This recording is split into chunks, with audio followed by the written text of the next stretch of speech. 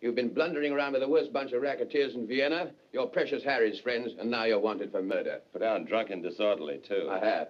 What's the matter with your hand? Parrot bit me. Oh, stop behaving like a fool, Martins.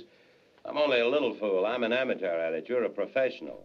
Directed by Carol Reed and written by Graham Greene, who adapted this from his own novel.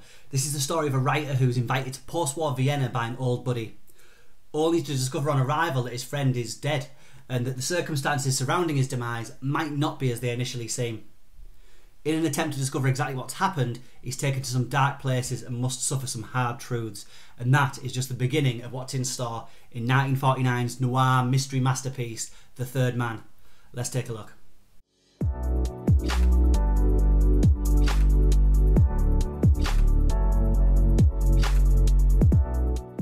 Now, The Third Man, this is a classic film. I hadn't seen this for years and had forgotten how great it really was. From the cast, the look of the whole film, the music, which we'll get to the music in a minute, but first.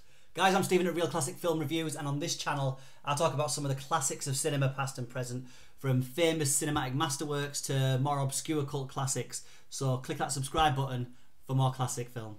The Third Man is a film noir that takes place in the ruins of a divided Vienna, a Vienna split into 4 sectors, each controlled by a different nation, and as such it's a mystery that unravels in a world of post-war black markets and highlights a dark and dangerous world that rose up in the aftermath of World War II. Here in this Vienna that is under occupation, a pulp writer named Holly Martins, played here by Joseph Cotten, arrives in the Austrian city to meet an old friend who has a job offer for him, only to learn that his friend has been killed in a traffic accident. Or has he? It was so terribly stupid for a man like Harry to be killed in an ordinary street accident. That's all you meant? What else? Who was the third man? I oughtn't to drink it. It makes me acid. So when Holly begins asking a few questions around the death of his friend, it opens up a complex and unsavoury world for him. It seems his friend, one Harry Lime, played here by cinema giant Orson Welles, was involved in some dodgy dealings and was out to make a black market profit from Vienna's misfortune. And to say too much more would spoil some of cinema's great twists and turns, and the fun of the film lies in us being dragged around town with Joseph Cotten as he and us, the audience, try and figure out if Harry Lime's death was an accident or if it was murder. From up there came the truck. It was just about here. Here? Yes. His friend and I picked him up, carried him across. It's great seeing the story of Lime's death, and the details surrounding it constantly shift and change depending upon who Joseph Cotten speaks to. So Graham Greene of Brighton Rock and Ministry of Fear fame wrote the screenplay for this, and it's got this great structure where the first half is about how Harry Lime was killed and who was involved, as Holly Martins meets various people, including Harry's girl Anna, who may know something as well as those who may have had clues into what really happened. Here, Holly butts heads against Trevor Howard's Major Calloway, who, at this point, unlike Holly, knows Harry Lime's true nature. Stealing penicillin from the military hospitals, diluting it to make it go further, and selling it to patients. Do you see what that means? Are you too busy chasing a few tubes of penicillin to investigate a murder? These were murders. The film's second half becomes more of an eerie film noir where Holly not only learns some home truths about Harry, including his line of work, but also the identity of the third man who carried Harry's body away.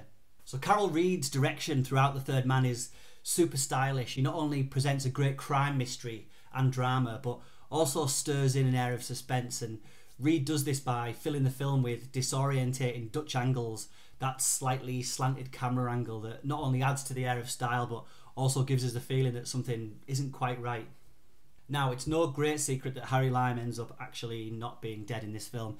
I mean, he's played by Orson Welles for a start and features in pretty much every poster, Blu-ray cover, etc. for the film. And I won't go into plot-related spoilers for the film, but to say his entrance into the movie is one of cinema's great moments, and the scene between Welles and Cotten on a Ferris wheel later in the film features some of both of their best work. So some of my other favourite scenes in The Third Man are set in the Viennese sewers during a climactic foot chase sequence. It's one of the best parts of the film. The scene's stripped of music and is soundtracked by footsteps and echoes throughout the sewer.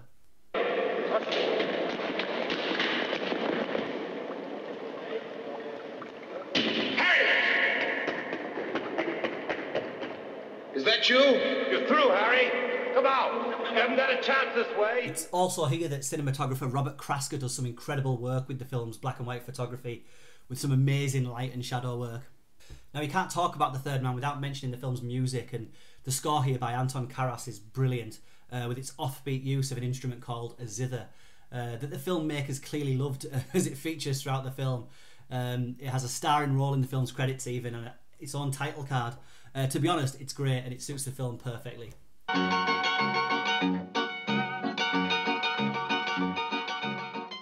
So The Third Man features one of my favourite Orson Welles performances, and it's funny because he apparently signed on for the film and then disappeared. Before the filmmakers tracked him down somewhere in Italy, they had to film some of his scenes with a stand-in. However, he, of course, was around to deliver his famous central speech in the movie, one that's since gone down as one of the most memorable in film history. Well, what the fella said. In Italy, for 30 years under the Borgias, they had warfare, terror, murder, and bloodshed, but they produced Michelangelo, Leonardo da Vinci, and the Renaissance. In Switzerland, they had brotherly love. They had 500 years of democracy and peace, and what did that produce? The cuckoo clock. So long, Holly. I also love Trevor Howard in this film with his unflappable Englishness butting heads with Joseph Cotten's head-first American brashness. But my favourite character in the whole film has always been Sergeant Payne, played by the great Bernard Lee. A big brute of a man who softens up when he gets to meet Joseph Cotten due to his love of his books, constantly bringing up the plots of his cheesy dime store westerns. Please be careful, sir. Up we come. Written anything lately? Take him to Sarkis. Don't hit him again if he behaves. And you go carefully there. It's a military hotel. I'm so glad to have met you, sir. I've read quite a few of your books. So The Third Man is not only one of the finest films of the suspense/film noir genre, but also a film that explores the uncertain world of post-war Europe. It doesn't shy away from exploring the unsavoury side of even its most noble characters, even throwing them all into a sewer at one point. And also Cotten, as the hero of the whole thing, is a bit of a schmuck. He bounces awkwardly from one clue to another and makes clumsy advances towards his best friend's girl, played here by the lovely Alida Valli.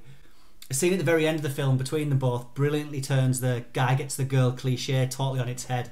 So 1949's The Third Man is seasoned director Carol Reed's finest hour. It sits in the top tier of the greatest films of the 1940s and one of the greatest British films of all time. Go check it out. Da ist er! Los! Hey, stehen bleiben!